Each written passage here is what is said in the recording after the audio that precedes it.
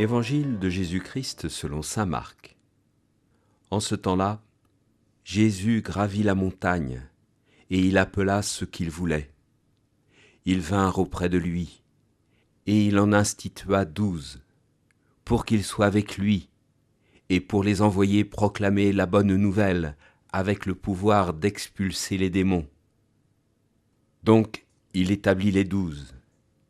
Pierre, c'est le nom qu'il donna à Simon, Jacques, fils de Zébédée, et Jean, le frère de Jacques. Il leur donna le nom de Boanerges, c'est-à-dire fils du tonnerre.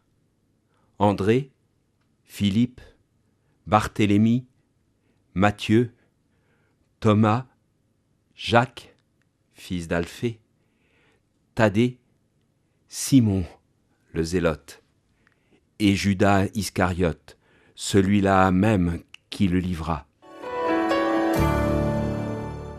Suivi par une grande multitude, Jésus vient de prendre un bain de foule auprès de la mer de Galilée. Alors on peut comprendre qu'à un moment donné, il se lasse, il éprouve le besoin de prendre du recul, de retrouver un peu de solitude. Dans un contraste saisissant, c'est en haut de la montagne, à l'écart de la foule, qu'il va chercher calme et repos. Or, on sait qu'au long des Écritures, la montagne est le lieu symbolique des rencontres et des moments importants dans l'histoire du salut.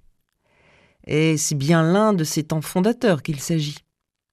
Il appela ceux qu'il voulait. Tous les mots comptent. Dans ce qui va constituer la première communauté, comme un embryon de la future Église, l'initiative appartient à Jésus seul.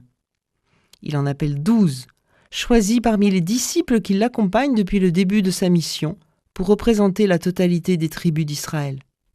Ces 12, au caractère divers, sont choisis comme compagnons proches, solidaires, acquis au message souvent déroutant de Jésus. Tous ne sont pas forcément des hommes dociles, et certains auront un parcours chaotique dans le temps qu'ils passeront avec lui. Simon-Pierre, Judas Iscariote, celui-là même qui le livra. Ce sont des hommes ordinaires avec leurs enthousiasmes, leurs fragilités. Mais ils sont avec Jésus, ils le suivent, ils lui font confiance depuis le début de la mission.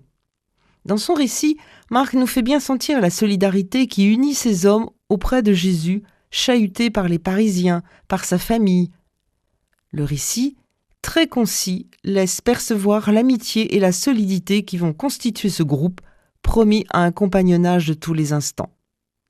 Et de la solidité, il va en falloir, car sitôt choisis, reconnus, ils sont envoyés au cœur du monde pour proclamer la bonne nouvelle avec le pouvoir d'expulser les démons.